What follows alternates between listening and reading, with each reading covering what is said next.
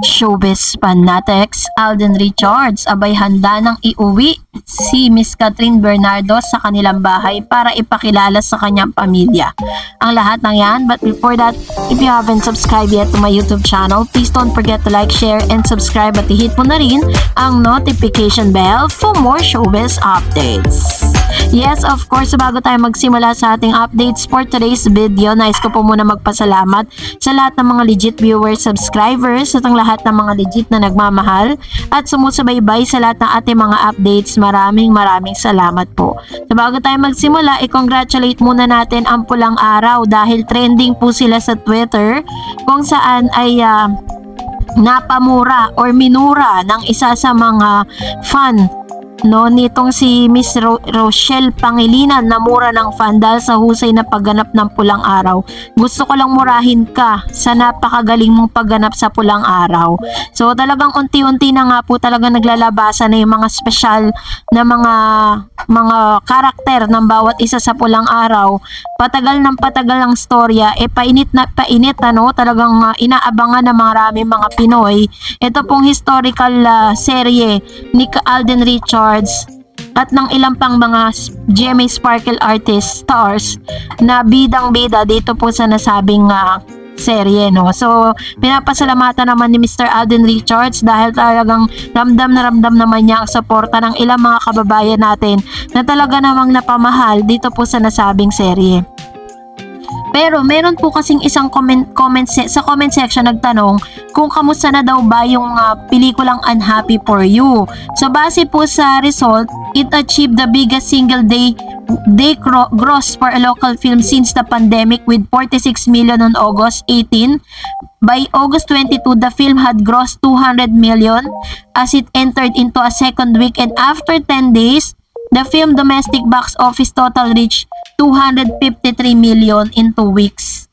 So, yun po yung as of this moment, ito po yung kinita ng Unhappy for You at sila po ay pa rin, showing pa din dahil parang inaabangan yung pagka-clash nga or parang kino-compare ito pong movie ni Mr. Alden Richards at ni Miss Catherine sa movie ng Josh Lea. So anyway, ito na yung photos po na inyong napapanood right now is a photo of Miss Maine Mendoza kung saan si Maine po ang kauna-unahang babae na dumalaw po dito po sa mansyon ng Paul Quezon dito po sa bahay po nila sa Laguna.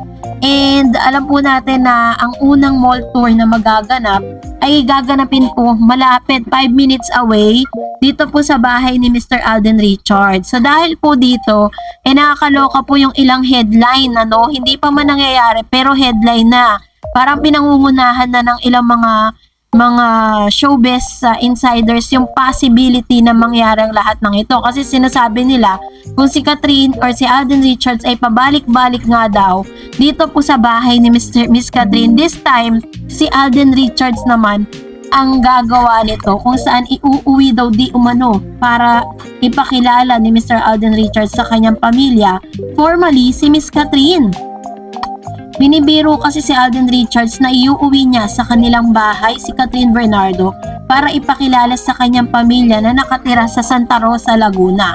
Ang first small show kasi nila para sa kanilang movie na Hello Love Again, HLA, ay sa hometown ni Alden na gaganapin this coming October 5 sa Ayala Mall Solinad Activity Park sa Nuvali. Ilang metro lang ang layo nito sa bahay ni Alden, kaya pwede silang mag-segue para maipakilala ng aktor sa kanyang pamilya si Catherine. Yan po yung sinasabi kong headline na iuwi na daw ni Alden sa bahay niya para ipakilala sa pamilya. Pero supportive naman po kasi ang Hello Love Again ang pamilya ni Alden. Katunayan tumutulong nga din yung kanyang sister yung kanyang sister na si Raisa Paul Quezon para po mag-promote or sa promotion ng kanilang movie.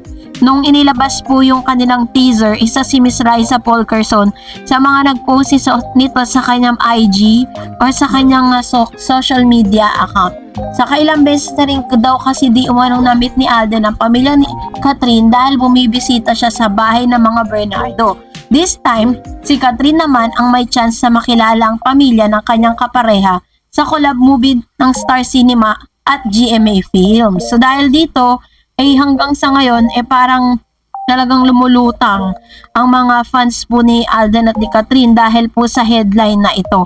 So abang po tayo this coming October 5 at sa mga Katden po na malapit sa Ayala Mall Soledad Activity Park sa Nubali, pwede nyo po silang abangan doon.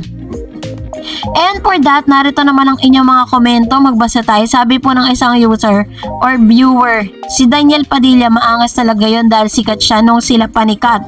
Pero now kayo, anong sa tingin nyo, wala na, di na talaga mangyayari yung dati. And sabi niya pa, ako naniniwala na love ni Alden sikat. Ganon din sikat kay Alden. Maswerte lang silang dalawa sa isa't isa. Kung di sila magkatuluyan, maraming malulungkot, maghihinayang dahil bagay talaga sila. Kami nananalangin na sana sila na hanggang dulo. Ayan, so ito naman yung kanyang komento patungkol dito. Meron nga pong interview si Mr. Alden Richards. Mamaya papakita ko po sa inyo.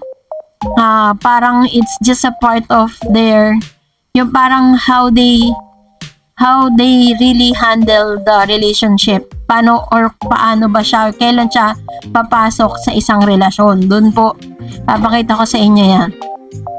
Sabi pa ng isa pang viewers natin, lahat ng Katden fans happy and super kilig. Pero ang bashers dead di nila matanggap, lalo na ang Aldab, ang mga Daniel, sila lang ang mga bitter. And of course, Alden and Maine, mga nakaraan na yun, 2015 pa. Yun, na wala na, wag na ipilit. Tulog pa ba kayo mga Aldavers? Gising na, baka bangungutin kayo.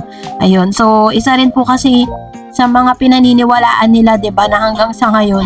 Samantalang si Maine po is talagang she's enjoying fullest with Mr. Arjo Atayde. But as of this moment, naniniwala pa rin talaga sila na Maine at Alden at pinabayaan na lang din ni Alden kung saan sila sasaya. Sabi niya nga sa interview niya, 'di ba, na kung saan kayo sasaya, sige na lang, ganon. And hayaan na rin natin sila kung doon talaga sila sasaya. Tayo nga sumasaya sa Katden, 'di ba? Pero wag lang talaga nilang parang sisiraan or parang pipintasan, 'di ba? Kasi parang mali na.